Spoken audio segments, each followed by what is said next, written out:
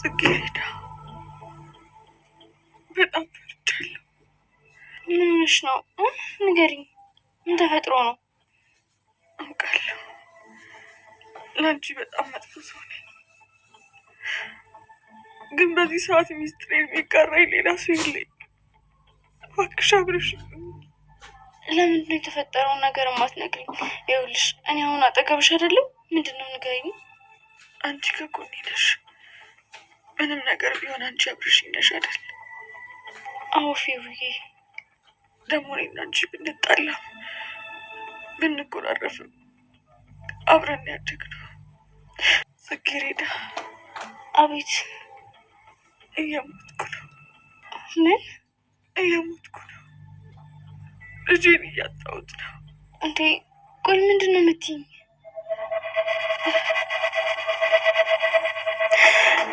መብርሃን ድረሽ። ፌቡ ምንድን ነው የሆንሽው? የአምላክ ያለ ደም በደም ሆነሻል እኮ። ልጄን እያጣሁት ነው ጽጌረዳ። እኔም ልሞት ነው። መሞት እየመሰለኝ እባክሽን ወደ ሆስፒታል ውሰጂኝ። እንዴ ቆይ ምንድን ነው? ይህ ማንም ሰው እንዳይሰማ እባክሽን፣ ማንም እንዳያውቅ ሆስፒታል ብቻ ውሰጂኝ። ልሞት ነው። ቆይ ይሄ እንዴት ሊሆን ቻለ?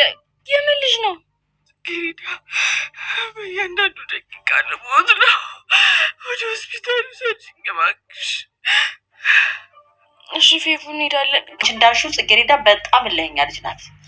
ድንገት ተነስታ ራሷን ልታጠፋ ትችላለች። ኧረ በስመ አብ፣ እንደሱ ሲያደርግብኝ እቲ ደግነቱ እኔም እንደዚህ እንዳታደርግ የሚያረጋጋትን ገመድ አስሬላት ነው የመጣሁት። እንዴት ማለት? ይሄን ነገር ደፍራ እንኳን ብታደርግ አንቺን እንደማታገኝሽ አስጠንቅቄ ነግሬያታለሁ። አዎ ምን ነው? አይ ምንም።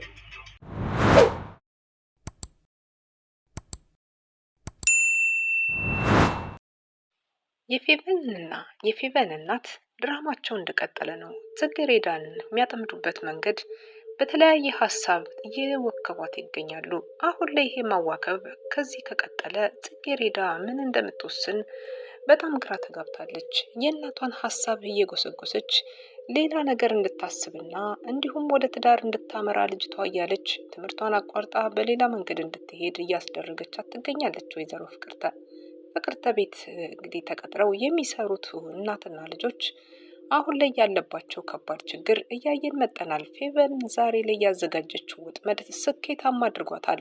ምክንያቱም ከነብዩ ያረገዝኩትን ልጅ እየወጣ ነው፣ ልጄንም የገደሉ እሱ ነው ስትል ቃል በቃል ተናግራ እሷም ይሄንን ድራማ ለመፈጸም ያዘጋጀችውን አይኗ ላይ ኩል እየቀባች እንዲሁም ሊያስለቅሳትና ውስጧ ላይ ደግሞ ሌላ ችግሮችን ፈጠረብኝ ለማለት ለማስመሰል ልብሷ ላይ ደም ነገር አርከፍክፋ እንግዲህ ጽጌረዳን ስትሸውዳት በዛ አይተን ነበር። ጽጌረዳም ሳትጸየፍ ምንም ነገር ሳትል ያንን ደሟን እያጠበች በሽታ ቢይዝሽስ እንደዚህ ብትሆኝስ እያለች ከእህቴ የሚበልጥ ነገር የለም እህቴ እኮ ነሽ በማለት እሷም ሳትጸየፍ ያደረገችውን ነገር በትዝብት ዓይን እየተመለከተች ነበረ ፌቨን።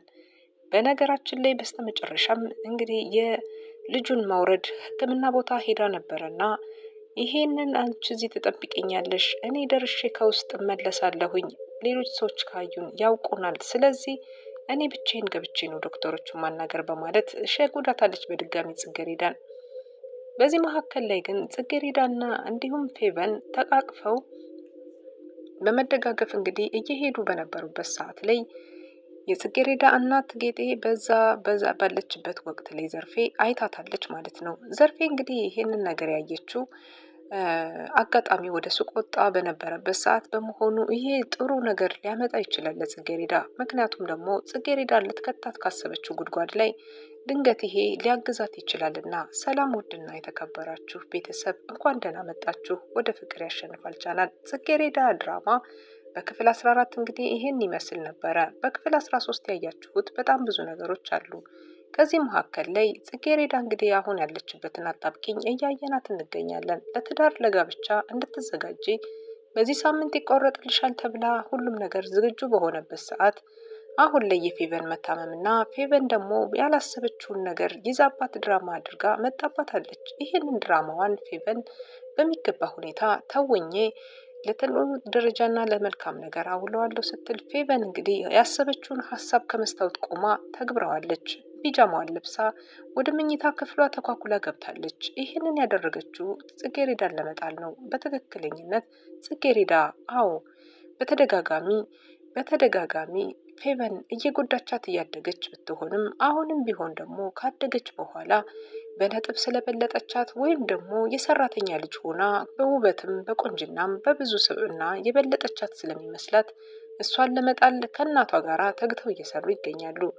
በአንድም በሌላም በኩል ከእሷ እድሜ አቻ የማይሆነውን ሰው እንድታገባ ለማስገደድ እና እንዲሁም ደግሞ ከቤት ውስጥ ላይ ያላትን ነገር ዝቅ ለማድረግ የፌቨንን ነገር ከፍ ለማድረግ ያሰበች ትመስላለች። ወይዘሮ ፍቅርተና ፌቨን እንግዲህ ሀሳባቸው በዚህ መንገድ እየሄዱ ነበረ።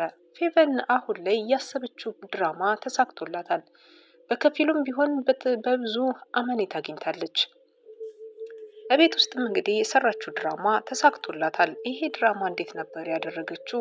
መጀመሪያ ላይ ያደረገችው ነገር አይኗ ላይ ኩል የመሰለ ነገር በመቀባት እየደቂቃው እንድታለቅስና እንዲሁም የተጎሳቆለ ፊት ለማስመሰል ከመስታወት ላይ ቆማ ልብሷንም እንዲሁም አዘጋጅታ አልጋዋ ላይ ደም የመሰለ ነገር ፈሰስ በማድረግ አሁን ልጄ እየወረደ ነው፣ እየሞትኩ ነው ያለሁት፣ በቃ በእያንዳንዷ ደቂቃ እየሞትኩ ነው ጽጌሬዳ፣ እባክሽ ምስጢሬን ደብቂልኝ፣ ከአንቺ ውጭ ሌላ ማንም የለኝም በማለት ለጽጌሬዳ ስታስረዳበት የነበረው መንገድ የእውነት እስከሚመስል ድረስ አብራ እያለቀሰች ነበር። ጽጌሬዳ እያዳመጠቻት ነበር።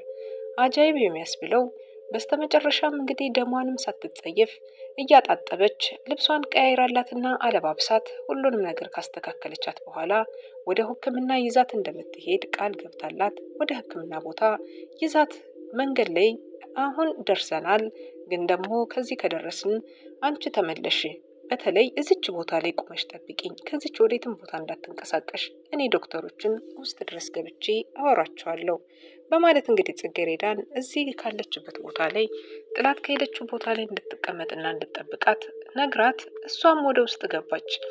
ጽጌሬዳም አንድ የስልክ ጥሪ ደርሷት ጽጌሬዳም የደረሳትን የስልክ ጥሪ ስትመለከተው የደወለላት ነብዩ ነበረ። ነብዩም እንግዲህ የደወለላት ለጉዳይ ፈልጓትና ይህንን ጉዳይ በጣም በአስቸኳይ እንደሚፈልጋትና በጣም ብዙ አጣብቂኝ ችግር ውስጥ እንዳለ ይሄን ሊያስረዳት እንደነበረ አሁን መገናኘት አለብን ሲላት አሁን አልችልም፣ መውጣት አልችልም፣ ታውቃለህ ቤት ውስጥ የተፈጠረው ብዙ ችግር አለ፣ ከዛም ባሻገር ደግሞ አሁን ምንም አይነት ነገር ማድረግ አልችልም በማለት ጽጌሬዳም ብታስረዳውም እሱ ግን ይህን ያክል አጣብቂኝ ውስጥ ነው እንዲ ያለሽው፣ በዚህ አይነት ሁኔታ ነው እንደ የምታሳልፊው ሲላት ሲጠይቃት ነበረ። በእርግጥ ጽጌሬዳ እሷ የእያንዳንዷን ቀንና ደቂቃ የምታሳልፈውን ቀናት ለሰው አትናገርም። ድብቅ ብላ እየሳቀች ደስተኛ መስላ ማሳለፍ ስለለመደች ማንም ሰው ቢሆን በሰው ቤት ሰራተኝነት ተቀጥራ እንደዚህ አይነት ህይወትን እያሳለፈች እንደሆነ ማናቸውም ሊገምቱት በማይችሉት መልኩ ነው ጽጌሬዳ ቀኗን የምትውለው። አሁን ላይ ግን ነብዩ ይሄንን እንዴት ሆኖ ነው እንደዚህ በእንደዚህ አይነት መልኩ ነው እንዴት ተጨቁነሽ ያለሽው እያለ ቢጠይቃትም አይ አይደለም አሁን ትናንትና በተከሰተው ነገር ነው በማለት ነገሩን ደበቅ አድርገዋለች። እሱም እንደሚፈልጋትና ሊያናግራት በጥብቅ ጉዳይ እንደሚፈልግ እየነገራት ነበር። ይሄ ጉዳይ ወዴት ያመራ ይሆን? ምክንያቱም እሱ ሊነግራት የነበረ አሁን አባትየው ስላስገደደው ለጋብቻ ሂደትና እንዲሁም ደግሞ እሷም ስላለችበት ጭንቀትና ውጥረት ይሄንን ለመነጋገር ነው። እሱ የሚያገባት ፌቨንን እንደሆነና በዛም ባሻገር ደግሞ እሷም ደግሞ የእሱን አባት እንደምታገባ ጭራሽም አልሰማችም። ጽጌሬዳ የእሱን አባት እንደምታገባ በምትሰማ ጊዜ ምን ይፈጠር ይሆን? እሳቸውስ ትልቅ ሰውዬ ናቸው። እንዴት ይህንን ሀሳብ በአእምሯቸው አሰቡት? ሌላው ነገር ፌቨን አሁን ላይ ያመጣችው አዲሱ ድራማዋ ስኬታማ አድርጎላታል። ከዚህ ባሻገር ነብዩ ደውሎ ለጽጌሬዳ ፈልግሻለሁ ቢላትም እሷም ደግሞ ተከትላት ከኋላዋ የተወሰነ ነገር ሰምታ ስለነበረ ፌቨን እንግዲህ ያልሰማችም እንዲሁም እያቃሰተች ምን አሉሽ ከሆስፒታል ምን አሉሽ እባክሽ እያለች ጽጌሬዳም ስልኩን ዘግታ ወደ እሷ እንዳዳመጠቻትና እንዳላዳመጠቻት ለመመልከት እየሞከረች ጠጋ ብላ ምን እንዳሏት ብትጠይቅም የሆነ ቦታ ብቻችን የምንሆንበት ቦታ ውሰጅኝ፣ ሁሉንም እዛ እነግርሻለሁ በማለት ጸጥተኛ ቦታ ይዛት እየሄደች እንግዲህ ዘርፌ ከኋላዋ ነበረችና ዘርፌ ትመለከታታለች።